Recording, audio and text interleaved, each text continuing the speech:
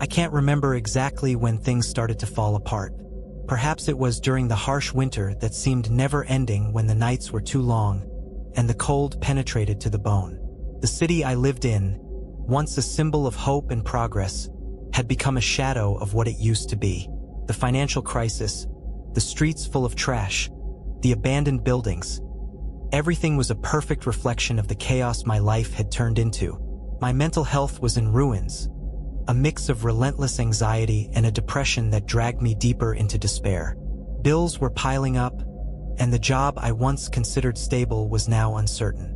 The constant sound of sirens and the sight of unfamiliar faces, all trapped in their own miseries, only reinforced the feeling that I was stuck in an endless urban nightmare. There was no more light at the end of the tunnel, only darkness and despair. Then, one day, as I drowned myself in yet another bottle of cheap whiskey, I decided it was time to change. If I stayed, I knew I would end up like those men who wander the streets, aimless and hopeless. I needed to escape, find a place where I could breathe again, where the worries of the modern world couldn't reach me. I needed a fresh start. The idea of moving to Alaska came as a whisper in the dark, a promise of freedom that seemed almost unreal. Selling everything I owned, the apartment, the furniture, even the car, was the easiest decision I ever made. I wanted to cut all ties, abandon everything that reminded me of the life I was leaving behind. When I saw the photos of the cabin online, surrounded by majestic mountains and dense forests, I felt something I hadn't experienced in a long time: hope. The cabin was in an isolated area, miles away from any town or neighbor. The only way to get there was by a winding dirt road that cut through the dense forest. It was perfect. I bought the cabin without thinking twice, ignoring concerns about the isolation or the harsh winter that Alaska would bring. I longed for solitude, for the peace that nature promised. I was convinced that, far from the decay of the city, my mind would calm down and I could finally start rebuilding my life. As soon as I closed the deal, I began packing my things. Within a few days, everything I owned was packed, and it wasn't much. I sold the furniture to cover some debts, donated the clothes I wouldn't need anymore, and threw away everything that reminded me of the past. The feeling of relief as I closed the door to my old apartment for the last time was almost physical. It was as if I was leaving behind an unbearable weight, a life that should never have been mine. The flight to Alaska was long and exhausting, but as the plane descended and I saw the snow-covered mountains approaching, I felt my heart fill with an unfamiliar calm. Upon landing at the small airport, with the cold air hitting my face, I knew I was in the right place. I rented a small truck to take my few belongings to the cabin. The road was even more desolate than I had imagined, but it didn't bother me. Each mile traveled took me further away from the city, from the problems and the darkness that almost swallowed me. When I finally arrived at the cabin, it was already getting dark. The sun was slowly setting behind the mountains, painting the sky a soft orange that contrasted with the white of the snow covering the ground. The cabin was simple but solid, made of wood aged by time. It was cozy, in a rustic and old-fashioned way, exactly what I needed. I opened the door and stepped inside, the smell of wood and the fireplace filling the air. I set my things on the floor and, for the first time in months, allowed myself to relax. The peace I so desperately desired seemed finally within reach. I was alone, far from everything I knew, but for the first time in a long time, I felt that I had made the right choice. Alaska would be my refuge, and this cabin, my new home. I had no idea what the future held, but at that moment what mattered was that I had escaped the hell my life had become. I was ready to start over. The first few days in the cabin passed in an almost surreal tranquility. The silence that enveloped the place was absolute, broken only by the distant sound of the wind whispering through the trees and the occasional crackling of wood in the fireplace. I spent my time exploring the surroundings, trying to adapt to the new pace of life. The isolation, which might be frightening to some, was a blessing for me. There were no commitments, no deadlines, no responsibilities other than to myself. It was during one of those quiet afternoons, while I was organizing the few belongings I had brought with me, that I found the journal. It was hidden in a small drawer in the office desk, an old piece of furniture that was already in the cabin when I arrived. The drawer was stuck, and I only managed to open it after forcing it a bit. Inside, besides some yellowed papers, there was a worn leather notebook, its edges darkened and stained by moisture. It seemed like it hadn't been touched in years. I felt a strange curiosity as I picked it up. The leather was cold to the touch, and the notebook exuded a faint smell of mold, mixed with something I couldn't identify. I opened it to the first page, where the name J. Peterson was written in slanted, almost illegible handwriting. Below the name, a date, March 1978. The journal was filled with notes, most of them covering mundane details of life in the cabin. The weather, hunting, working with wood. But as I continued to read, the nature of the writings began to change.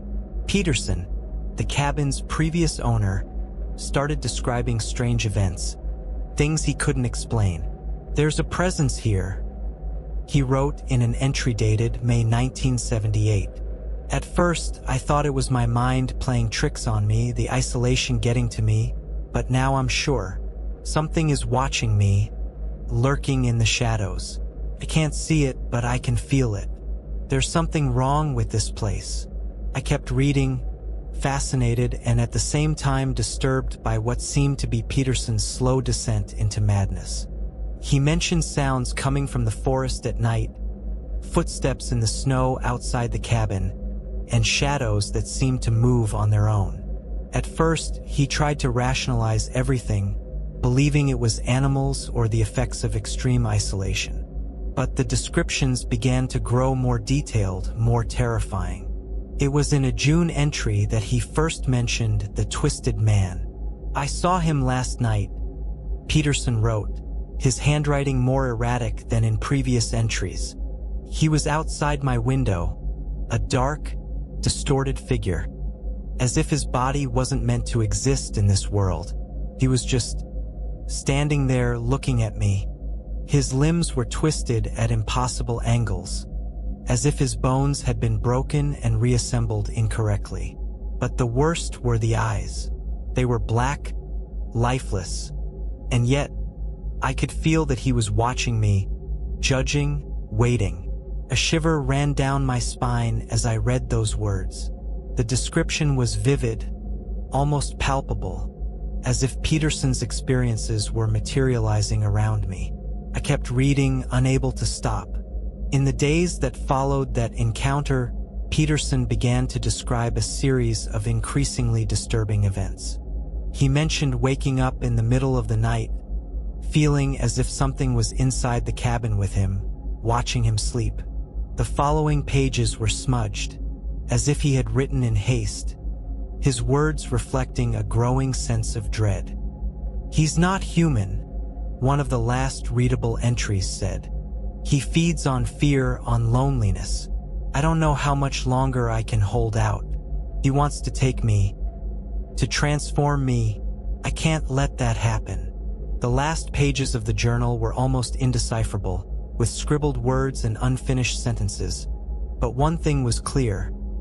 Peterson was convinced that the twisted man wanted his soul, that he was destined to suffer the same fate as others before him, transformed into something inhuman.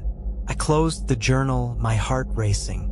The cabin, which until then had seemed like a safe haven, now seemed to carry a shadow, an invisible threat. I tried to rationalize what I had read. Perhaps Peterson had lost his mind due to the isolation, his mind creating monsters where there were none. But at the same time, I couldn't ignore the sense of unease that began to take root in me. What if he was right? What if there really was something here, something that was watching, lurking, just as he described? The crackling of the fireplace, once comforting, now seemed sinister, each pop echoing through the silence of the cabin. Suddenly, the isolation I had so desired began to feel like a prison. At that moment, I realized that there was more to the cabin than I had imagined, buried secrets that perhaps should never have been unearthed. I was alone, in the middle of nowhere, with the journal of a man who believed he was being hunted by something impossible. I closed the journal and put it back in the drawer, trying to push away the dark thoughts forming in my mind. But no matter how hard I tried, one question kept echoing in my mind. What if the twisted man was still here? Couldn't sleep that night. The words from Peterson's journal kept echoing in my mind, each sentence laden with despair and fear. The darkness in the cabin seemed denser, as if something was hidden in the shadows, watching, waiting. I tried to convince myself that it was all just the product of a disturbed man's imagination, but the feeling of unease was impossible to ignore. The next day, with the pale Alaskan sun barely lighting the sky, I returned to the journal. There was something in those pages that seemed to call out to me, an insatiable need to understand what had happened to Peterson. I opened the notebook again, this time flipping through the last pages, searching for some conclusion, something that would explain the outcome of his story. The final entries were even more chaotic, the handwriting almost illegible, with crossed-out words and unfinished sentences. It was evident that his mind was fracturing under the weight of the terror that consumed him. He mentioned sleepless nights, the constant fear of looking at the windows and seeing the twisted man outside, his distorted figure lurking. Peterson was certain that this entity was closing in, that each night brought the monster closer to invading his sanity. "I can't go on like this," he wrote in one of the last readable entries. "The silence of the cabin is no longer an escape.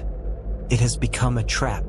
The twisted man is everywhere I look, in the reflections of water, in the shadows of the forest. There is no escape from him. He's inside my head now, whispering, distorting my thoughts. I know he wants to take me, to turn me into something like him. I can't let that happen." The last page was partially torn, but what I could read chilled me to the bone. "He's going to get me. Tonight I know he'll cross the door. I won't let that happen. I'd rather die than be like him. If anyone finds this journal, please burn the cabin. Burn everything." After that, there was nothing but confused scribbles, as if Peterson had tried to write something but couldn't focus. I closed the journal, feeling an immense weight in my chest. The sense that the cabin was imbued with Peterson's despair became unbearable. He had been consumed by something his mind couldn't handle, something he believed to be real to the point that he preferred death. I tried to imagine the final scene, Peterson alone, terrified, perhaps with a weapon in hand, knowing there was no other way out. Maybe he heard the footsteps outside, or felt the sinister presence approaching, and decided that the only way to escape was to end his own life. Suddenly, the cabin felt smaller, its walls tighter, as if the shadows around me were closing in. I felt an almost desperate urge to get out, to breathe the fresh air outside, to get away from the place where a man had lost his sanity and his life. But no matter how hard I tried to shake the thoughts, a persistent doubt began to take root in my mind. What if Peterson was right? What if the twisted man really existed, a presence that fed on fear and loneliness? Was I also in danger simply by being in this place? After all, he believed there was no escape. Maybe, without realizing it, I had gotten myself involved in a story much darker than I could have imagined. And maybe, just maybe, I was beginning to understand the real reason why Peterson chose death. I needed a break. After reading the final pages of Peterson's journal, the atmosphere in the cabin became unbearable. Every crack of the wood in the fire, every whisper of the wind outside seemed filled with hidden intentions. I knew that staying locked up there, alone, would only increase the weight of the dark stories that had lodged in my mind. So I decided to take a walk.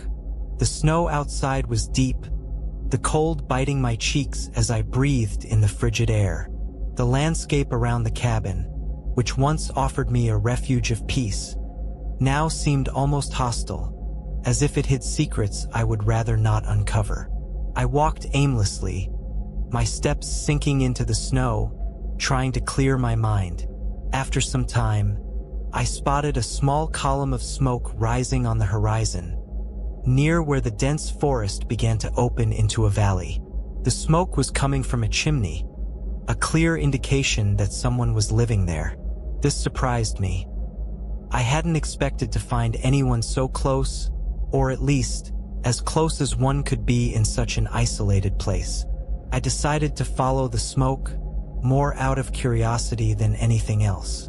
As I walked, I realized that the presence of another person, someone who knew the area, might bring me some relief.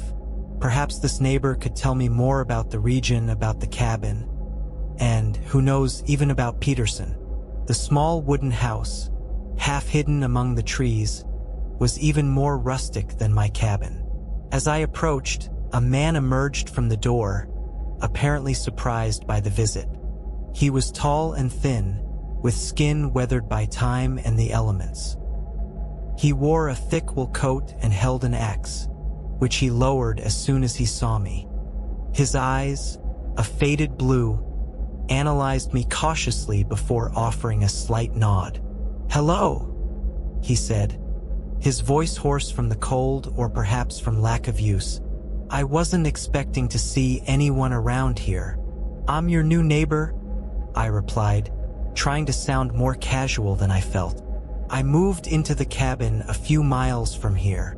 He nodded, as if that explained everything. "Ah, yes, I heard someone had bought the place." There was an uncomfortable pause, the sound of the wind filling the silence between us. Finally, he introduced himself. "Name's Bill. I've been living here longer than I can remember. And you? What brought you to this end of the world?" I briefly explained my story, leaving out the darker details, mentioning only that I needed a fresh start. He listened in silence, seeming to understand more than I said. "This place is good for those who want to stay away from everything," he said with a slight smile. "But it can also mess with your head if you're not prepared." I felt that this comment was more than just a casual observation, but I didn't want to delve into the subject. Instead, I asked about the previous owner of the cabin, mentioning that I had found some things left behind. Bill's smile disappeared, replaced by a somber expression. "J. Peterson," he murmured, looking at the ground. "That was a sad story. Did you know him well?" I asked, feeling a shiver run down my spine. "Knew him well enough," Bill replied, choosing his words carefully. "He was a good man, but he started to change. Isolation does that to people, but what happened to him was different." I hesitated before asking, but curiosity got the better of me. "What exactly happened?" Bill sighed, as if reliving memories he'd rather leave buried. "He became obsessed with something. Said there was something in the woods, something that was stalking him. I thought he was just losing his mind, you know? But after a while, he stopped going out, stopped talking to people. And then one night he was gone. Took his gun, and did you know what inside the cabin? The world seemed to close in around me, and the sound of the wind grew louder, as if it were whispering secrets I didn't want to hear. And no one else tried to live there until you," Bill continued, looking at me with a serious expression. "Maybe it's better that way. Do you believe he saw something?" I asked, almost not wanting to hear the answer. Bill hesitated, and his eyes lost focus for a moment. "I don't know what to think," he admitted, "but this place has a way of messing with people. And it's not just the loneliness. I've heard many stories about Alaska. More people disappear here than anywhere else. The wilderness is vast, and it doesn't forgive. But sometimes it's not just nature that takes people. There are other things too." He didn't elaborate, but the implicit meaning in his words was clear. Alaska wasn't just a wild land, but also a place full of mysteries and unknown horrors. A part of me wanted to run, to abandon the cabin and never look back. But another part stubbornly refused to give in to fear. "If you need anything, I'll be around," Bill said, abruptly changing the subject. "But be careful. And remember, sometimes loneliness can be the least of your worries." I thanked him and said goodbye, trying to absorb everything he had said. The walk back to the cabin was slow, each step sinking into the snow, as if something heavy was dragging alongside me. Bill's words echoed in my mind, mixed with the desperate phrases from Peterson's journal. I was beginning to understand that there was much more to Alaska and to my cabin than I had imagined. The isolation I had sought so eagerly might come with a price I wasn't prepared to pay. The following days passed in a strange combination of calm and unease. The cabin, which had once seemed the perfect refuge, now felt imbued with a dark presence, a sense of discomfort that I couldn't shake. Peterson's journal, with its terrifying descriptions, never left my mind. No matter how much I tried to occupy myself with simple tasks, chopping wood, keeping the fire going, exploring the surroundings, something in the cabin's atmosphere made me feel constantly watched, as if the wooden walls were slowly closing in on me. A few days after our first encounter, I felt the need to talk to Bill again. There were so many unanswered questions, so many things I needed to understand. Perhaps if I knew more about what had happened to Peterson, I could dispel the shadows that had begun to form in my mind. I walked to Bill's house, the icy wind cutting my face. When I arrived, he was outside, chopping wood with precise, rhythmic movements. When he saw me, he stopped what he was doing and greeted me with a discreet nod. His expression was serious, as if he already knew the reason for my visit. "You're back," he said, setting the axe down and wiping the sweat from his forehead with the sleeve of his coat. "Something's bothering you, isn't it?" I nodded, unable to hide my unease. "Yes, I need to know more about what happened to Peterson. You mentioned that he started to change before his death. Can you tell me more about that?" Bill gave me a penetrating look, as if he were pondering how much he should reveal. After a moment of silence, he gestured for me to follow him inside his house. Bill's cabin was small and simple, but cozy, with a fire crackling in the corner and a kettle boiling on the stove. He offered me a chair near the fire, and he sat down across from me. Peterson was a good man, but things began to unravel for him in a way that no one could understand. Bill began, his voice low and grave. "The isolation here is tough, and everyone feels the effects sooner or later. But with Peterson, it was different. Something broke inside him." He paused, as if carefully choosing his words. After he started talking about the twisted man, he changed completely. At first, everyone thought it was just paranoia, maybe the effect of being alone for too long. But then he began acting more strangely. "How so?" I asked, feeling a chill run down my spine. "He started digging," Bill said, looking at me with a serious expression.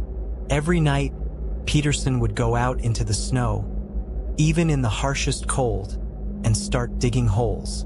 No one knew what he was looking for, and he never said.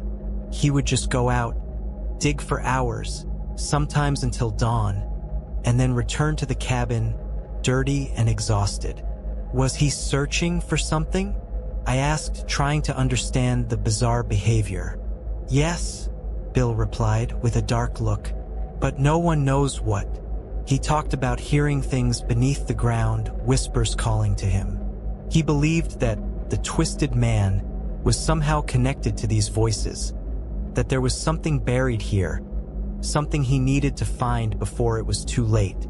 Silence fell over us, interrupted only by the crackling of the firewood in the fireplace. I was trying to process what Bill had told me. Peterson, already consumed by fear, digging obsessively in the snow. as if he were trying to unearth some terrible secret. The idea that he heard voices under the ground was too disturbing to ignore. "And do you believe him?" I asked, breaking the silence, my voice almost a whisper. Bill didn't respond immediately. He stared at the fire, his eyes fixed on the flames, before finally speaking. At first, I thought he had gone mad, but after what happened, after how he died, I began to wonder if maybe he was right. Maybe there was something there, something that loneliness and despair made him realize, but that no one else could see. The fear I had been trying to suppress returned with full force. I imagined Peterson, desperately digging in the snow, his eyes wide and his mind fragmented by paranoia, believing he was on the verge of discovering a buried secret that no one else could understand. "What happened to the holes he dug?" I asked, my voice trembling slightly. Bill looked at me with a somber expression. "After he died, the snow covered everything. When the winter ended, no one went there to check. I think no one wanted to get too close to that place, afraid of what they might find." I could feel my stomach turning as I listened to Bill. The idea that something, perhaps something beyond comprehension, was buried in the land around the cabin filled me with a deep terror. If Peterson was right, then perhaps I had made a fatal mistake by choosing that place as my refuge. "And now?" I asked with my heart racing. "What should I do?" Bill looked at me with a serious expression, his voice grave as if giving me a final warning. "You can try to live your life, ignore what Peterson believed, and hope that there's nothing there. But if things start to get strange, well, maybe it's best to think about leaving this place behind before it's too late." I left Bill's cabin with my head full of dark thoughts. Every step back to my own cabin seemed to bring me closer to the abyss of madness that had consumed Peterson. I couldn't stop thinking about the holes in the snow, the voices he claimed to have heard, and, worst of all, the possibility that all of this might be waiting for me, just waiting for the right moment to drag me into the same darkness that took Peterson. Night fell early, as it always did in Alaska, bringing with it an absolute darkness. The wind outside blew fiercely, howling through the trees and causing the cabin to creak under its force. I was sitting near the fireplace, the warmth of the flames trying in vain to chase away the cold that seemed to have infiltrated my bones since the conversation with Bill. Even there, in the apparent safety of the cabin, the feeling of being watched didn't leave me in peace. I tried to distract myself, flipping through a book I had brought with me, but the words on the page made no sense. My mind was elsewhere, always returning to the stories Bill had told and to Peterson's journal. The descriptions of the lonely nights, the shadows that seemed to come alive, the holes dug in the snow, and most of all, that impossible being he had called the Twisted Man. The hours passed slowly, and fatigue began to weigh on me. But the idea of turning off the lights and trying to sleep seemed impossible. I knew something was wrong. The silence of the cabin, which once offered me peace, now seemed laden with hidden intentions. Every crack of the wood, every sound of the wind seemed amplified, as if the world around me was waiting for something terrible to happen. And then I heard it. At first, I thought it was the sound of the wind or some animal outside. But it wasn't. There was a rhythm, a pattern. Something was moving out there, circling the cabin. The sound muffled by the snow but unmistakable for anyone paying attention. My muscles tensed, and my heart began to beat faster. I stood up slowly, trying not to make a sound, and walked to the window. The curtain was drawn, but a small gap allowed the faint light from outside to pass through. My stomach churned with anticipation and fear, but I forced myself to look, pushing the curtain aside just enough to peek. What I saw paralyzed me. There, in the darkness outside, almost imperceptible against the backdrop of the forest and snow, was a figure. It was too close to the window, so close it seemed to be pressed against the glass, watching me from outside. At first, I couldn't comprehend what I was seeing. My mind refused to process the image, trying to find some rational explanation for what was in front of me. But there was none. The figure was humanoid, but completely distorted, as if its body had been broken and then reassembled in a grotesque way. Its arms and legs were twisted at impossible angles, and the skin seemed stretched over the bones, thin and gray, like old paper. The face, if it could be called that, was pressed against the glass, the black, empty eyes fixed on me. For a moment, I was frozen, unable to move or look away. Everything Peterson had described in the journal was now there, in front of me, like a nightmare materialized in reality. The twisted man was real, and he was watching me, just as he had watched Peterson. The creature didn't move. It just stood there, motionless, staring at me, as if waiting for me to make the first move. But what terrified me even more was the sound I began to hear. It came from inside my head, a faint whisper, almost indistinct, but unmistakable. Words in a language I didn't understand, but that filled me with deep, primal fear. I took a step back, tripping over the rug, and fell to the floor. Even so, I couldn't tear my eyes away from the window. The figure was still there, but it seemed to be getting closer, as if it were merging with the surrounding darkness. Every fiber of my being screamed for me to run, but my legs felt heavy, as if they were stuck to the ground. Finally, in a desperate effort, I managed to crawl to the fireplace and grabbed a poker. My hand trembled so much that I could barely hold it, but I needed something, anything, to defend myself. I got up with difficulty, the poker raised like a ridiculous weapon against that being that defied logic. But when I looked again at the window, the figure was gone.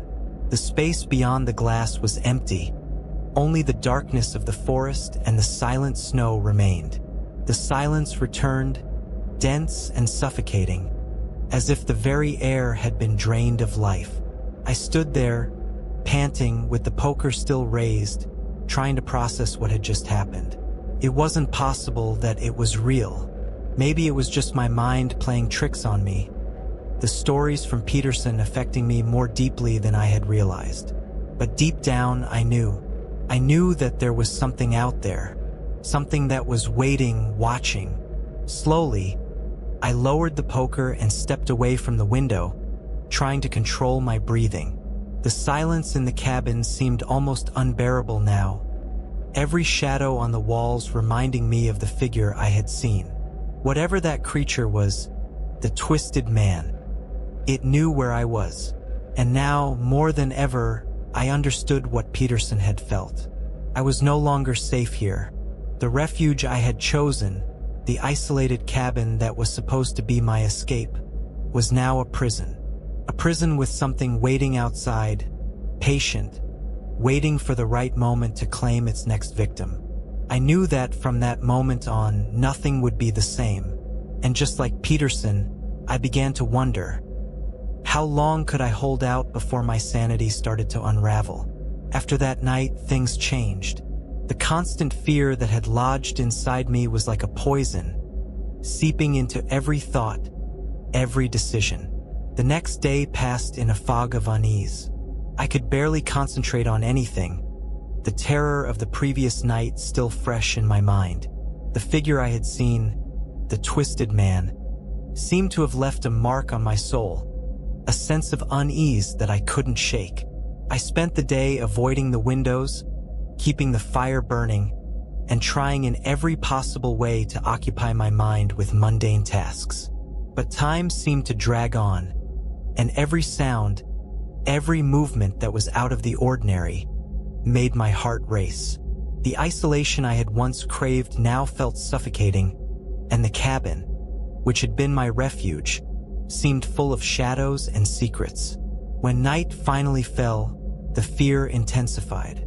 I tried to prepare for whatever might happen, but how can someone prepare to face something they don't understand? I turned on all the lights in the cabin, a desperate attempt to ward off the darkness that lurked outside. However, deep down, I knew that lights and wooden walls wouldn't be enough to protect me from whatever was out there. The wind howled fiercely that night, making the cabin creak like an old ship in a storm. I sat in the armchair near the fireplace, a blanket draped over my shoulders, trying to ward off the cold that seemed to come from within me. My mind kept replaying the vision from the previous night, trying to make sense of that monstrous apparition. Then I saw him again. This time, there were no footsteps or whispers to announce his presence. When I looked at the window, he was already there. His twisted figure was even closer to the glass than the night before, those black eyes watching me with an intensity that made my breath stop. It was as if he could see directly inside me, see my fears, my doubts. But there was something different this time. As I looked at him, something in his posture, in his almost imperceptible movements, seemed to be telling me something. It wasn't a threat. It wasn't an attack. It was a warning.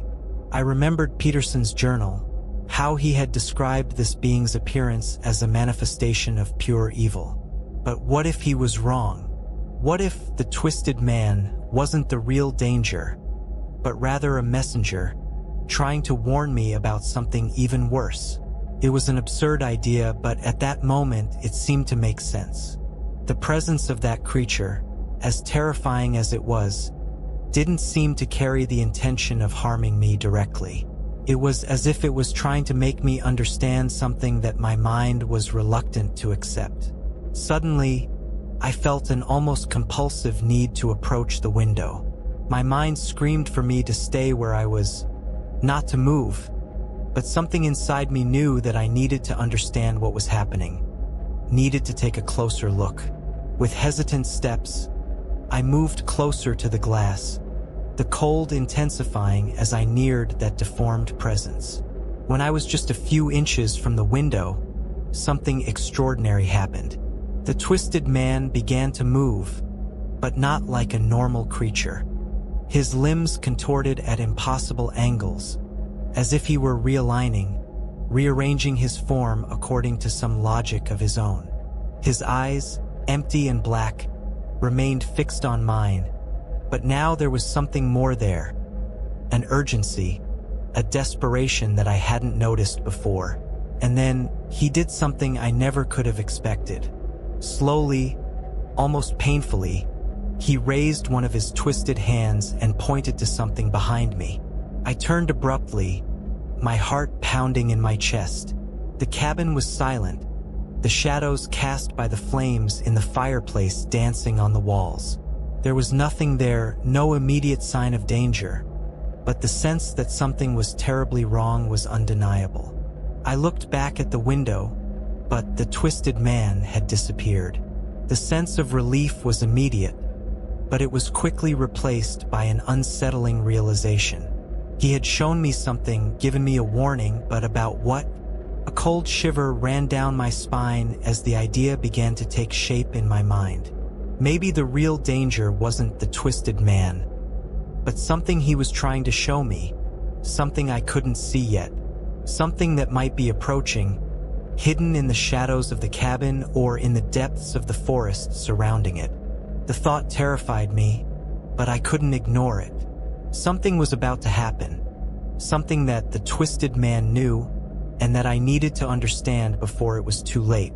In that moment, I realized that my struggle for survival wouldn't just be against isolation or fear, but against an unknown danger, a malice that the twisted man was desperately trying to warn me about.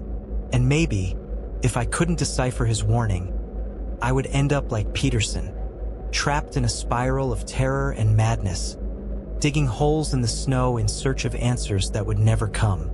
After the second appearance of the twisted man, fear transformed into something different, a sense of urgency that I couldn't ignore. The warning from that creature, as disturbing as it was, seemed loaded with meaning. Something was about to happen, something I needed to understand before it was too late. The days passed in a fog of uncertainty. I barely slept, Every sound in the cabin or outside made me jump in fright. The wind seemed to whisper secrets I couldn't decipher, and the nights were endless, filled with dark thoughts and the constant feeling of being watched. It was in this state of tension that I began to question everything, including my relationship with the only human being I knew in that place, Bill. Something about the way he spoke about Peterson, about how he referred to the cabin and the loneliness of Alaska, began to seem strange. There was a coldness in his words, a detachment that didn't match the role of a lonely, friendly neighbor he tried to play. The more I thought about it, the more I felt that something was wrong with Bill. What if he knew more than he was willing to share? I decided I needed to know more.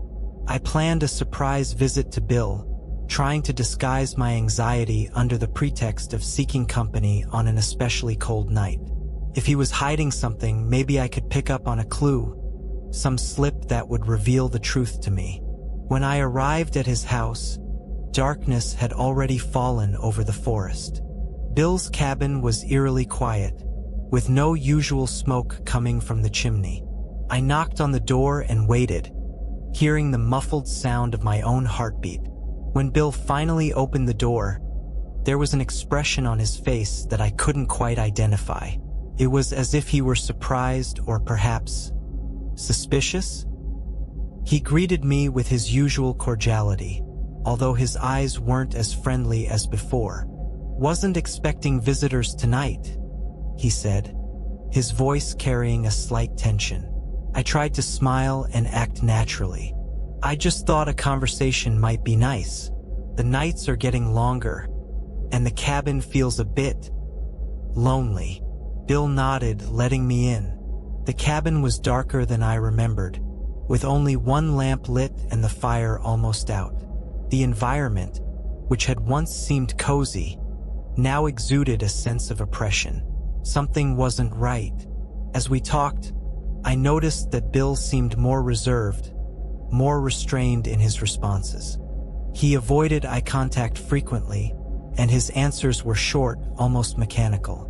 The discomfort I felt grew with every passing minute, a sense that I was being watched, evaluated. That's when I noticed something strange. In the corner of the room, almost hidden under a blanket, was an old chest, the kind made of dark, heavy wood. Something about that chest caught my attention, perhaps the fact that Bill seemed unconsciously to position himself in a way that blocked it from my view. I felt an uncontrollable impulse to know what was inside, but I knew I couldn't simply ask. I needed an excuse to explore. I began, trying to sound casual. "Maybe I should fix up my cabin a bit. Do you have any tools or things I could use? I'm trying to make it more comfortable. Maybe find something Peterson left behind." Bill gave me a sideways glance, as if he were trying to gauge my intentions. There was hesitation in his response, a pause too brief to be natural. "Sure," he finally said. "I've got some things in the shed. We can look at them tomorrow." The conversation continued, but now my mind was fixated on the chest. I needed to see what was inside. After a few more minutes, I made an excuse to use the bathroom, but instead of going there, I waited until Bill was distracted and walked quietly toward the chest. With my heart pounding, I lifted the lid just enough to peek inside. What I saw made my blood run cold. Inside the chest were blood-stained clothes, rusty tools, and, most disturbingly, old photographs. The images were yellowed with age, but clear enough for me to recognize the faces in them. It was Peterson with his wife, smiling in front of the cabin. But there were other photos, people I didn't know, all with the same forced smile, as if they were posing under duress. My heart raced as my mind began to piece together the puzzle. Bill wasn't just a lonely neighbor trying to survive in Alaska. He was something much, much worse. Suddenly, a noise behind me made me freeze. The lid of the chest slammed shut with a thud, and I turned to see Bill standing there, looking at me with an expression that left no doubt he knew exactly what I had discovered. His eyes, once tired and empty, were now filled with a deadly coldness. "You shouldn't have done that," he said, his voice low and controlled, but laden with threat. "Now you know too much." My body went into panic mode, and without thinking, I pushed the chest toward him, trying to buy time to escape. I ran through the cabin, my heart pounding in my chest, each second an eternity as I tried to reach the door. Bill was right behind me, his steps quick and determined. He was no longer the friendly, lonely neighbor. He was a predator, and I was his next prey. I managed to reach the door, but before I could open it, I felt a sharp pain in my back, followed by a wave of heat radiating through my entire body. I fell to my knees, my vision blurring, and I looked down, seeing a red stain spreading across my shirt. With tremendous effort, I turned my head to look at Bill, who was standing over me, holding a bloodied knife. He said nothing, just watched me as the life drained out of me. But then, at the edge of my vision, something moved in the window. The twisted man was there, his distorted and terrifying figure. But this time, he wasn't just an apparition to scare me. I understood now. He had been trying to warn me, trying to protect me from something much more human and perverse. With my last strength, I reached out toward the window, trying to connect with that grotesque figure that I now knew wasn't the real enemy. And then, everything went dark. The last thing I saw was Bill's expression, a mix of triumph and satisfaction. But behind him, the twisted man was moving, and at that moment, I knew that even in death, I wouldn't be alone. The pain from the stab wound shot through my body like a searing wave, leaving me dazed and weak. I was on the floor of Bill's cabin, feeling the warm blood spreading across my shirt. The face of my neighbor, who had once seemed just like a lonely man, now revealed itself in all its monstrosity. His cold eyes watched me from above, devoid of any trace of empathy or remorse. He knew that, at that moment, my life was in his hands. But something in the atmosphere changed.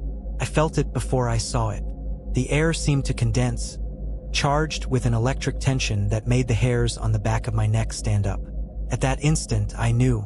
The twisted man, who had been watching me through the windows, trying to warn me, was there, inside the cabin, his presence more palpable than ever. Panic took hold of Bill as he realized that the twisted man was there. I could see in his eyes that he finally understood what was happening, but it was too late. The being he had tried to ignore was now materializing before him, more real than any nightmare. "No, it can't be," Bill whispered, taking unsteady steps backward, his eyes widening in terror. The twisted man didn't move immediately. He stood still for a moment, his twisted form seeming to pulse with a sinister energy. His black eyes were fixed on Bill, not on me, as if he was focusing all his attention on the true danger present in the cabin. There was a clear intent in his gaze, a message that seemed to be finally understood. He wasn't the enemy. Bill tried to attack, his hand trembling as he raised the knife. But the movements of the twisted man were supernatural, quick, and impossible to follow. He twisted in a frightening way, dodging the knife with an agility that defied logic. Before Bill could react, the twisted man extended one of his crooked arms and touched him on the chest. Bill screamed, but it wasn't a scream of physical pain. It was a sound of pure terror, as if, at that moment, he was confronting all the horrors he had inflicted on others, all the acts of cruelty that now returned to condemn him.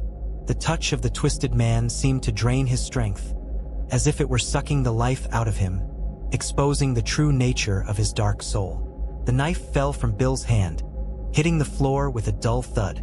It was the opportunity one needed. Gathering all the strength that still remained in my weakened body, I crawled to the knife. My heart pounded in my chest, and every movement felt like a colossal effort. With a cry of pain and despair, I drove the blade into Bill's chest. His scream of agony echoed through the cabin, mingling with the sound of the wind outside. Bill's eyes, which had once watched me with coldness, were now empty, life rapidly draining from them. He staggered backward, stumbling, until he collapsed to the floor, His final movements were weak spasms, and then he was still. I backed away, trembling from pain and shock. My vision was blurred, and the sound of my heart pounding in my ears was almost deafening. I was weak, feeling life slipping away from me, but something kept me conscious. The presence of the twisted man, still beside me. He didn't move to attack me, nor did he show any hostility. Instead, he remained there, like a dark guardian. His eyes, once so terrifying, now seemed different. There was a strange understanding in them, a connection that I couldn't explain but felt deeply. Then, with a slow gesture, the twisted man leaned towards me. His twisted hand reached out, but instead of touching me, he gestured towards the cabin's door, as if showing me the way out. I understood. Gathering all the remaining strength, I stood up with difficulty, staggering to the door. The cold night air hit my face as I opened it, and I stepped outside, leaving behind the cabin and Bill's lifeless body. Every step was a monumental effort, but I knew I had to keep going. I had to get away from that place while there was still a chance. As I moved away, I felt the presence of the twisted man behind me, but when I turned around, I saw that he wasn't following me. He stood at the entrance of the cabin, watching me with his black, empty eyes. There was no hostility in his posture, just a strange resignation. When I finally reached the road, I looked back one last time.